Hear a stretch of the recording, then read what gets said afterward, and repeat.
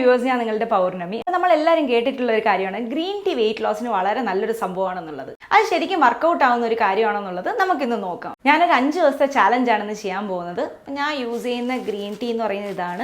നിങ്ങൾക്ക് ഇഷ്ടമുള്ള ഏത് കമ്പനിയുടെ വേണമെങ്കിലും വാങ്ങിക്കാം. അപ്പോൾ ഇതിനായിട്ട് നമുക്ക് ചില റൂൾസ് ഒക്കെ സെറ്റ് ചെയ്യാം. ആ റൂൾസ് എന്തൊക്കെയാണെന്നുള്ളത് ഞാൻ ആദ്യം പറയാം.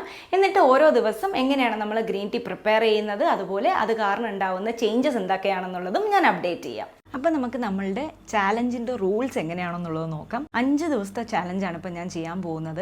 ഇതിനായിട്ട് ഞാൻ 2 കപ്പ് ഗ്രീൻ ടീ ആണ് കുടിക്കാൻ പോകുന്നത്. രാവിലെ 1 കപ്പ്, ഈവനിങ് 1 കപ്പ്.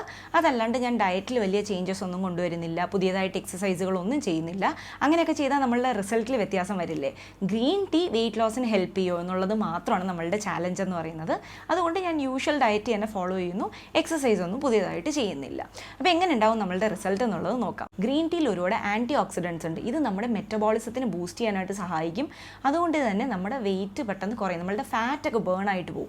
അപ്പോൾ വെയിറ്റ് കുറയില്ലേ. അങ്ങനെയാണ് ഗ്രീൻ ടീ വർക്കാകുന്നതെന്നാണ് പറയുന്നത്. ഇതല്ലാതെ ഗ്രീൻ ടീ ബ്ലോട്ടിംഗ് മാറ്റാനായിട്ട് ഹെൽപ്പ് ചെയ്യും. നമുക്ക് ഭയങ്കരമായിട്ട് ക്രേവിംഗ് ഒക്കെ ഉണ്ടെങ്കിൽ അത് കുറയ്ക്കാനായിട്ട് ഹെൽപ്പ് ചെയ്യും. പിന്നെ ഗ്രീൻ ടീക്കുള്ള ഒരു പ്രത്യേകത എന്ന് പറയുന്നത് ഇത് ലോ കാലറി ആണ്.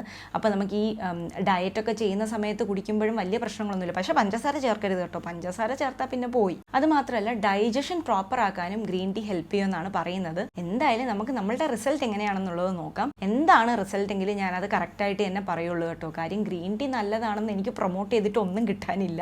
എൻ്റെ വെയിറ്റ് കുറയുന്നില്ല എന്നുണ്ടെങ്കിൽ വെയിറ്റ് കുറയുന്നില്ല എന്ന് തന്നെ ഞാൻ പറയത്തുള്ളൂ. അപ്പോൾ സ്റ്റാർട്ട് ചെയ്യുമ്പോൾ എൻ്റെ വെയിറ്റ് എന്ന് പറയുന്നത് ഇതാണ്. ഇന്നത്തെ എനർജി ലെവൽ എന്ന് പറയുന്നത് നോർമലാണ്. ഞാൻ ബിക്കോസ് തുടങ്ങുന്നതല്ലേ ഉള്ളൂ.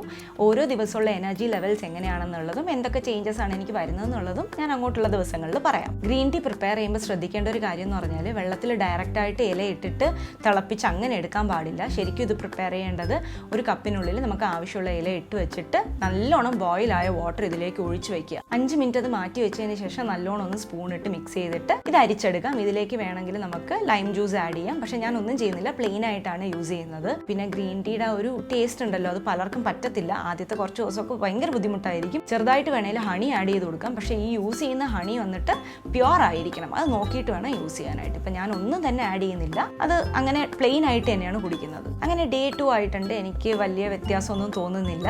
എനർജി ലെവലൊക്കെ നോർമലാണ്. ആ 2 കപ്പ് ഗ്രീൻ ടീ കുടിച്ചു എന്നുള്ളത് കൊണ്ട് ഒരു ഡിഫറൻസും എനിക്കിപ്പോൾ തോന്നുന്നില്ല. ഡേ 3 നോർമലായിട്ട് തന്നെ പോകുന്നുണ്ട്. ക്രേവിംഗ് ഒക്കെ ഒന്ന് കൺട്രോൾ ആയതുപോലെ തോന്നുന്നുണ്ട്. ഇന്നലെയും അതിന് മുന്നിലത്തെ ദിവസമൊക്കെ എനിക്ക് സ്വീറ്റ്സ് വേണമെന്ന് തോന്നുന്നുണ്ടായിരുന്നു. ഇന്നത് അത്ര തോന്നുന്നില്ല. സോ അടുത്ത ദിവസങ്ങൾ എങ്ങനെ ഉണ്ടെന്നുള്ളത് നോക്കാം. ഡേ 4 നല്ല രീതിക്ക് വിശപ്പൊക്കെ കൺട്രോൾ ചെയ്യാൻ പറ്റുന്നുണ്ട് ഇന്ന്. അതുപോലെ തന്നെ മധുരം വേണം എന്നുള്ള തോന്നൽ നല്ല പോലെ കുറഞ്ഞിട്ടുണ്ട്. ഇന്ന് ഞാൻ മധുരം കഴിച്ചിട്ട് തന്നെ ഇല്ല. അങ്ങനെ നമ്മളുടെ 5th ഡേ എത്തിയിട്ടുണ്ട്. നമ്മളുടെ ചാലഞ്ച് ഇന്ന് തീരെയാണ്. പക്ഷെ നമ്മൾ ഇന്ന് വെയിറ്റ് നോക്കുന്നില്ല. 5 ദിവസത്തെ ചാലഞ്ച് അല്ലേ, ഇന്നും കൂടെ കഴിയട്ടെ. 6ാമത്തെ ദിവസം മോർണിംഗ് നമുക്ക് വെയിറ്റ് എങ്ങനെ ഉണ്ടെന്നുള്ളത് നോക്കാം. ഇന്നും എനിക്ക് എനർജി ലെവലൊക്കെ നോർമലാണ്.